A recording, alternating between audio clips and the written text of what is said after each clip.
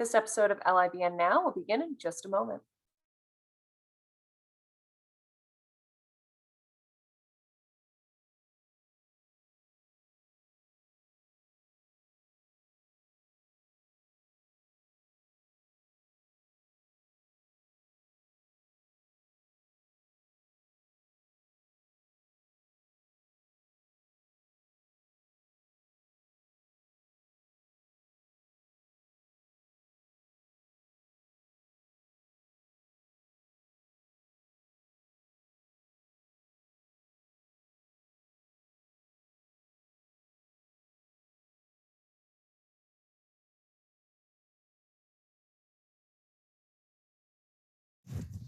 Good afternoon, and welcome to today's episode of LIBN Now.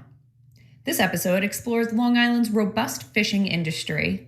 Joining us today to discuss will be Judi Veeck, Director of Development and Public Affairs at Cornell Cooperative Extension of Suffolk, and Kristin Gerbino, Fisheries Specialist at Cornell Cooperative Extension of Suffolk.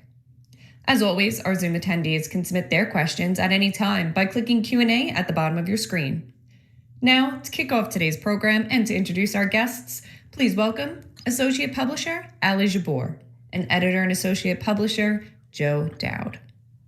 Thanks, Jenna. Hey, Hi, Joe. Ali. How you doing? I'm starving after talking about all of these yummy, incredible fishes that we have swimming around our waters. Yes, I'm thinking about changing the menu tonight. Yeah. yeah. I'm just so curious, we have so many questions, but these two women are coming to us with incredible knowledge, and I'm really flattered that they agreed to sit down with us. This is really terrific. And the timing's perfect because we are in season. Who knew? Who knew? So without further ado, let's say hello to Kristin Gerbino, who is the Fisheries Specialist at the Cornell Cooperative Extension of Suffolk. Hi, thanks for having me today. Thanks for joining us. And Judi Veeck, who's the Director of Development and Public Affairs at the Cornell Cooperative Extension of Suffolk. Hello. Hello. Well, thrilled. Thank you very much for joining us on LIBN Now. So just to open this up, growing up here, some of my fondest memories of Long Island are of fishing with my father and uncle on the Great South Bay. Going out early in the morning for flounder and fluke. Later, it was fishing with friends on Long Island Sound, going for blues and stripers, a little bit bigger game. So, big picture, reconcile my memories with the current state of our fisheries off Long Island. I'd like to start with Kristin. Welcome. Thank you very much. So our fisheries on Long Island are such a big part of our heritage and our economy too. So as you can see, you have these great memories, and that's similar for so many people. And one thing that I have to say about our fisheries here is that U.S. fisheries and our local fisheries are so sustainable. And that is something that's so important to explain right now, especially as we talk about, what to eat and, smart choices, and also in response to some of the seaspiracy and different conversations that are being had about fisheries. I know that there are very, very strict regulations in place to ensure that the fisheries will be able to sustain the fishing and the fishermen as well, and so that everyone continues to have those type of memories that you have. And that's something that I always want people to really realize, that is the case, that they are very highly sustainable and managed to ensure that if fisheries are perhaps overfished or overfishing is occurring on these fisheries, that the regulations adapt to make sure that that's not happening, but at the same time, hopefully can adapt to allow fishermen to still be able to fish for seafood so that we still have that food on our plate. That's another thing. It's very important to make sure that we always have the opportunity to fish for fish like you're talking about, and then also have this incredibly healthy, environmentally friendly protein source. Having fish as a protein source. I can get a little more into this, but one of the things that people are just not always thinking about is, we get concerned with how our eggs free range, our chickens, do they have enough room to kind of free range? And when you think about seafood and fish, that fish is swimming around free ranging its whole entire life and not requiring any of the water that we need to water crops and have food grow to feed some of the produce, and also, food, we don't have to feed that protein source like other terrestrial proteins. They're free ranging the whole time. So there's all these little conversations that I love to have with people to really make them realize how important seafood is in our diet, and just as an experience that you're talking about. Judi, it's the same question. What do you think? What's the state in your mind of the fisheries around Long Island? I agree with Kristin's point, and I'll just toss in, the mission of Cornell is exactly what you're talking about, is to help the industries, particularly the heritage industries, our marine industry and our agriculture, and continuing. Long Island tourism is so important to us. Our local industries are so vital to our daily existence.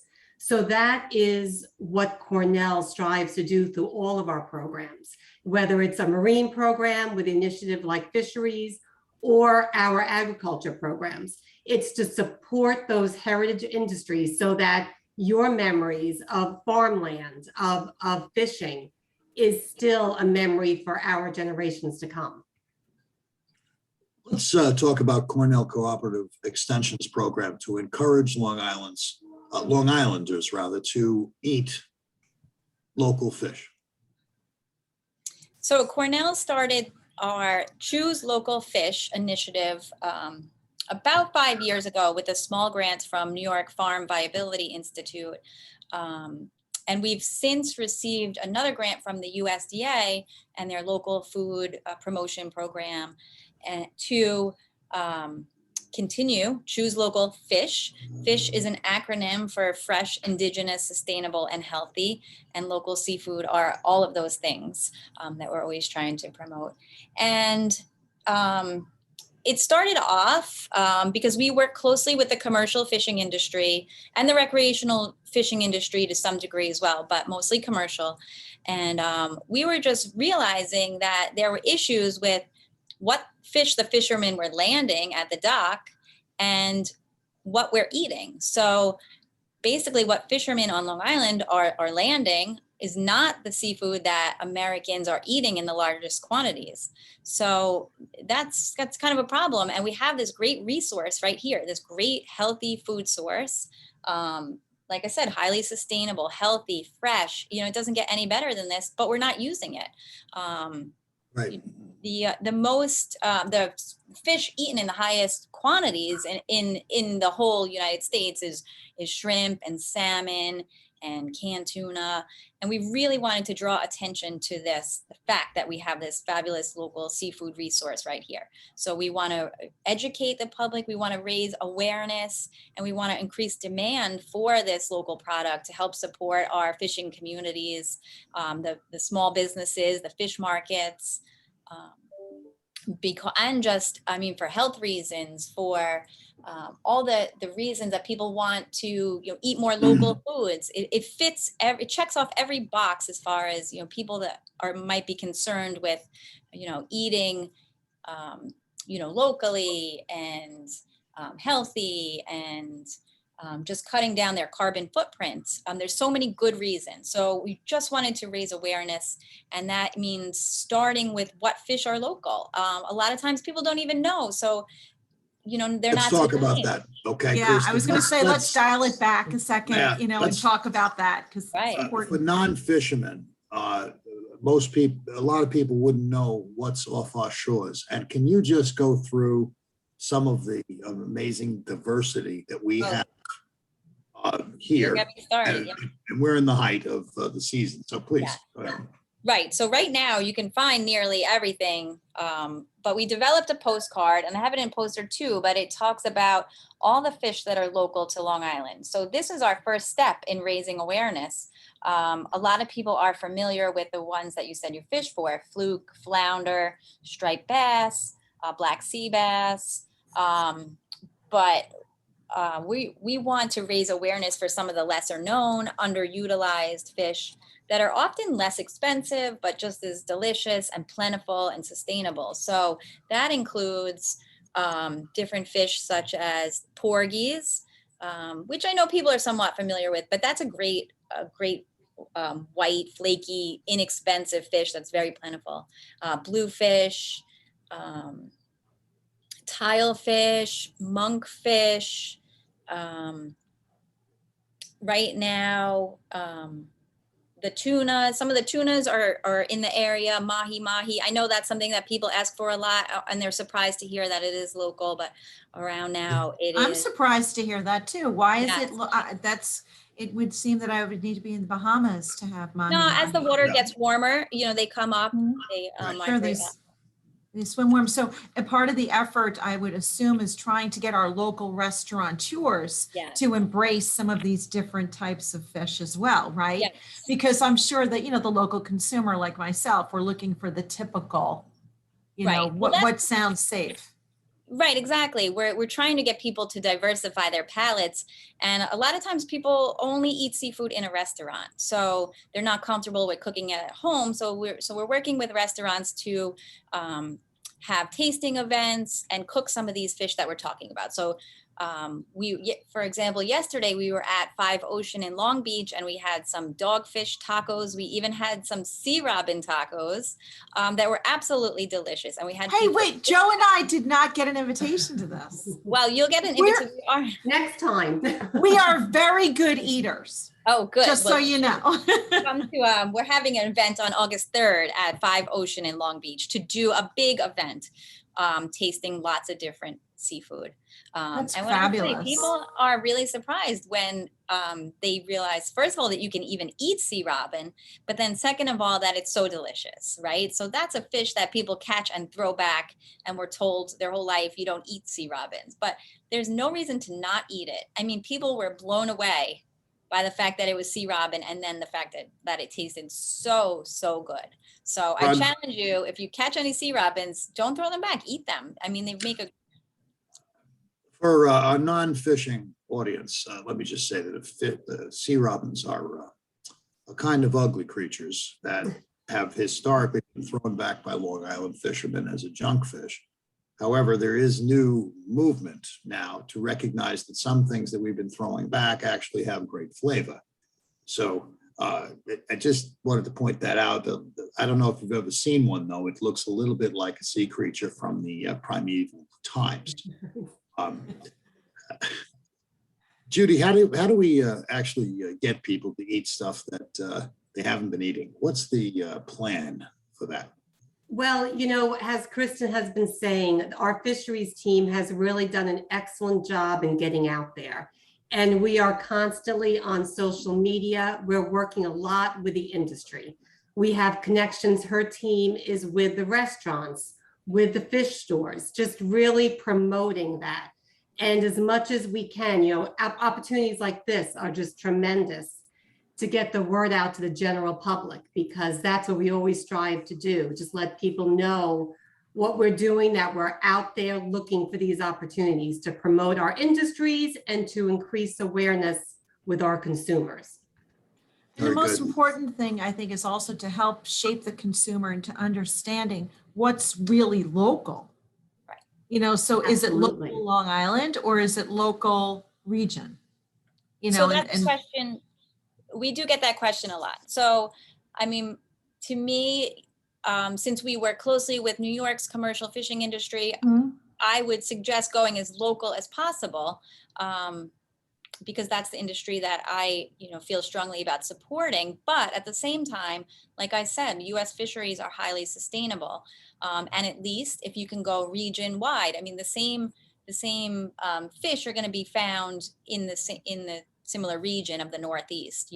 Squid are same squid populations or fish populations are here that are in off Rhode Island and even a little bit down south. So region wide is perfectly acceptable as well. Yeah, I guess I said before something like there's farm to table, so we want water to table, right? We Right, want to be exactly. able. Yeah, to and what we're turn- trying to make people aware of, a lot of the fish that are consumed often and people are familiar with, like I said, shrimp and salmon, those are often imported fish from other countries.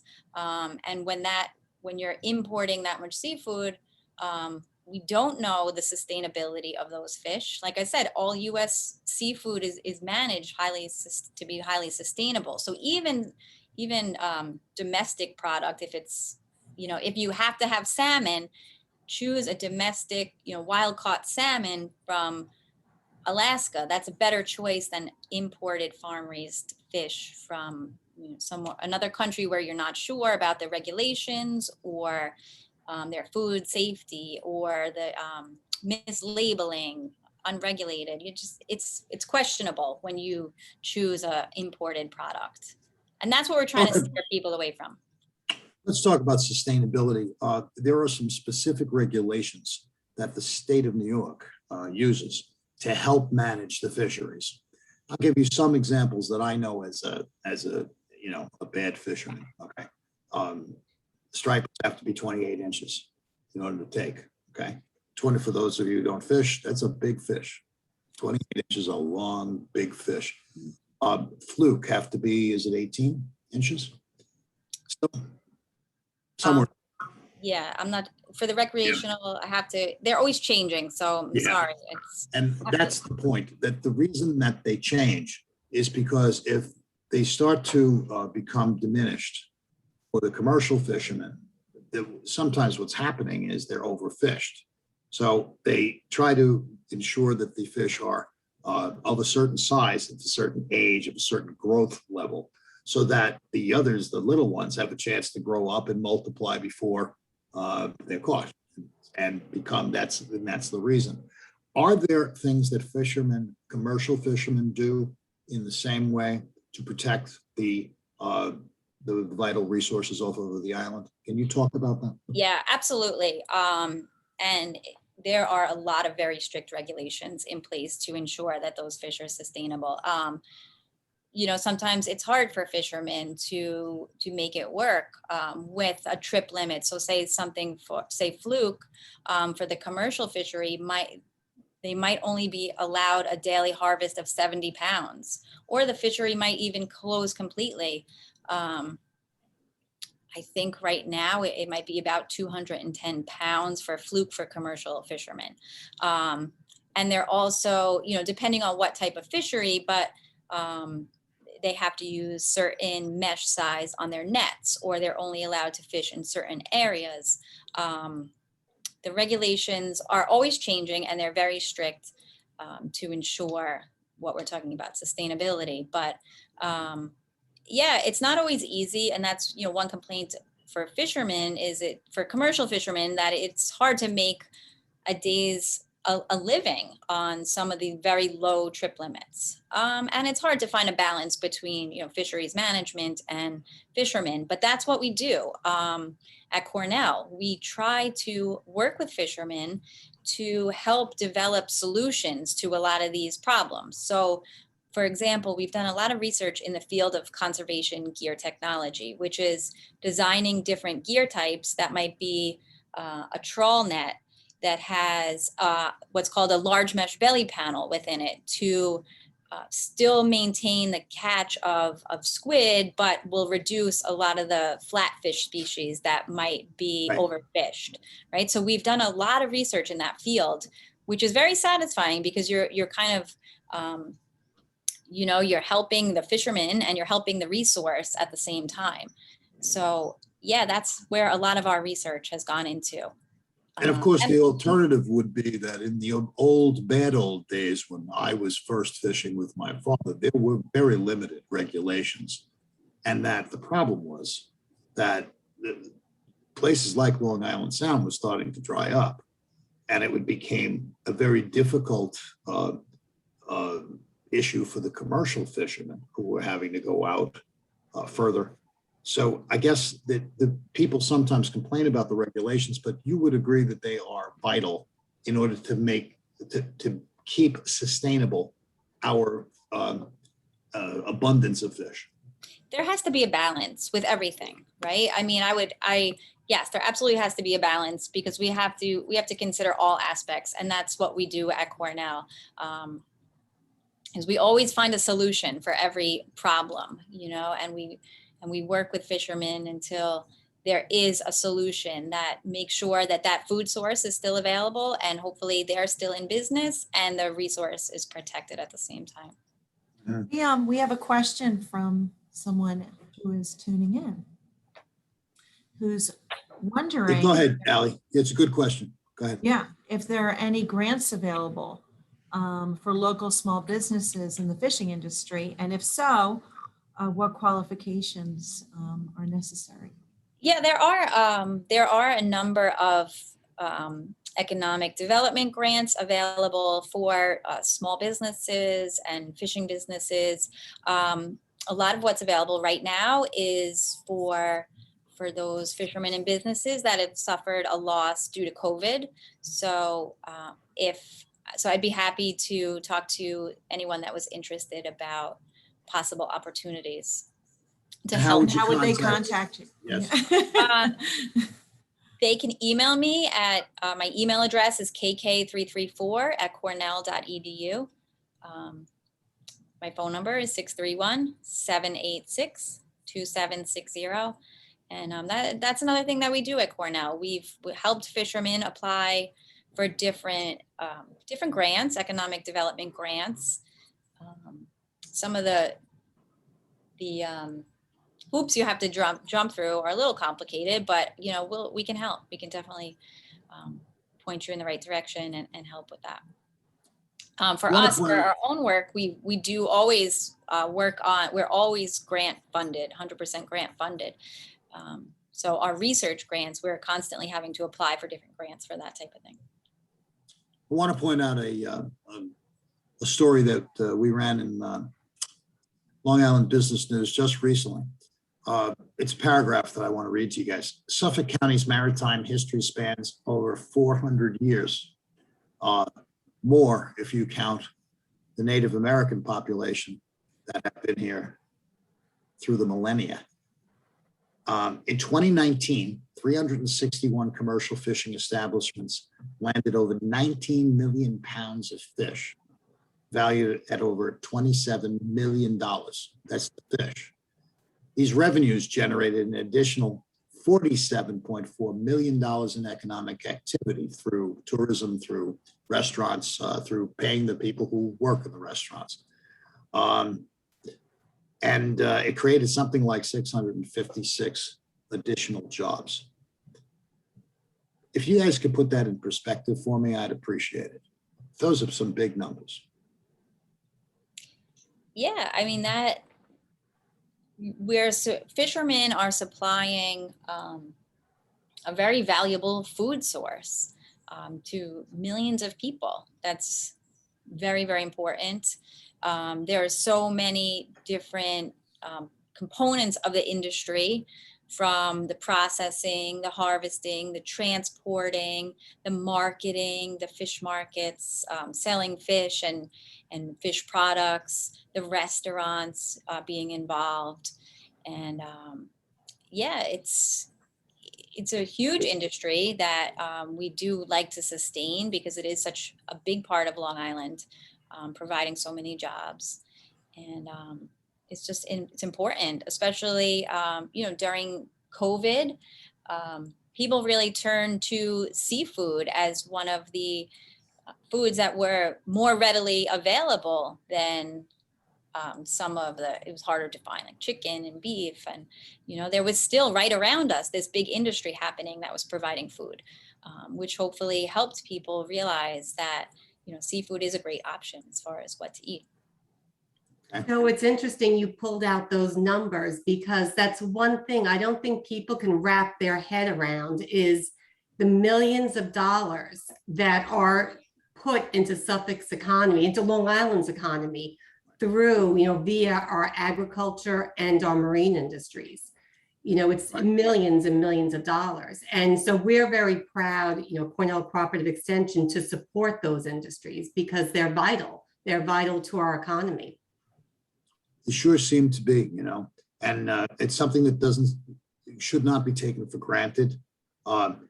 So let me ask you two final questions as our time begins to run down. What's for dinner? Good question. How about we talk about what's your favorite quick recipe for local fish?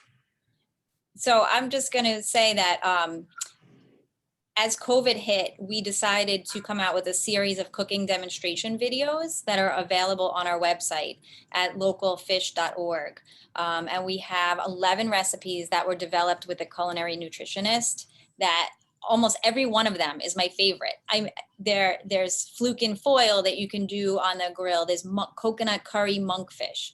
There's striped bass ceviche. There's bluefish burgers. Like every one that I make, I'm like, wow, that is so delicious. And everyone needs to make this.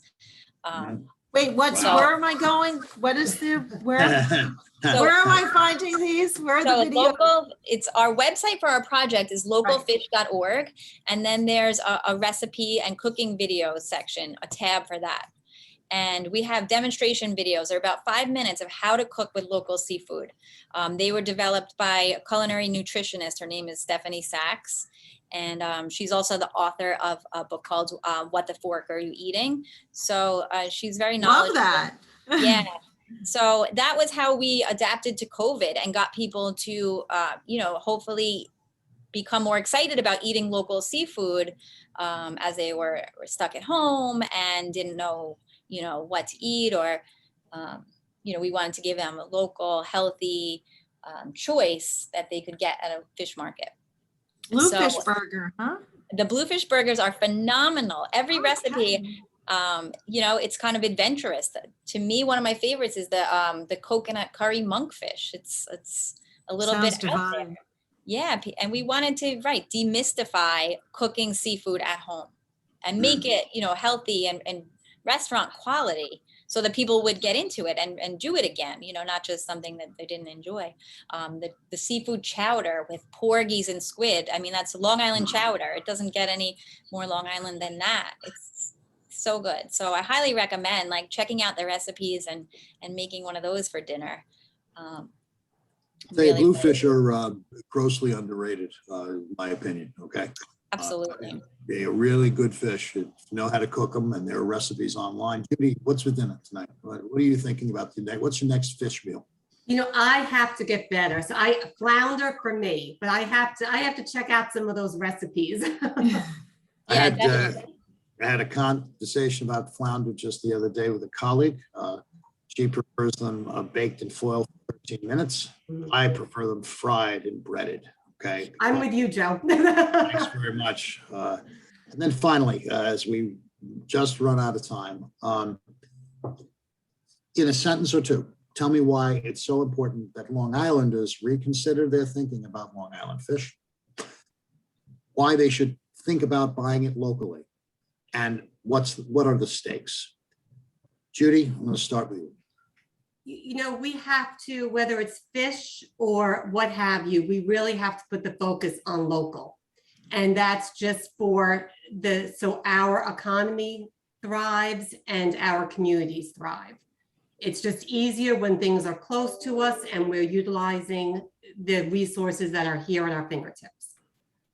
And Kristin. Right. Local fish is, like I said, fresh, indigenous, sustainable, and healthy. All of those things wrapped up in one, and also supporting our local economy and local commercial fishermen. And there's 1,000 reasons to choose local seafood. I had a lot of fun on this, and I've got some ideas for dinner this weekend. I also think this is a vital news story. I want to thank our guests for being on LIBN Now, Judi Veeck, Director of Development and Public Affairs, and Kristin Gerbino, Fisheries Specialist, Cooperative Extension of Suffolk. Thank you very much for being our guests today. Thank you so much. Thanks for having us.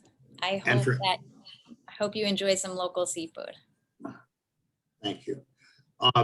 For Ali Jabbour and everyone here at Long Island Business News, I'm Joe Dowd. Stay safe. Good luck.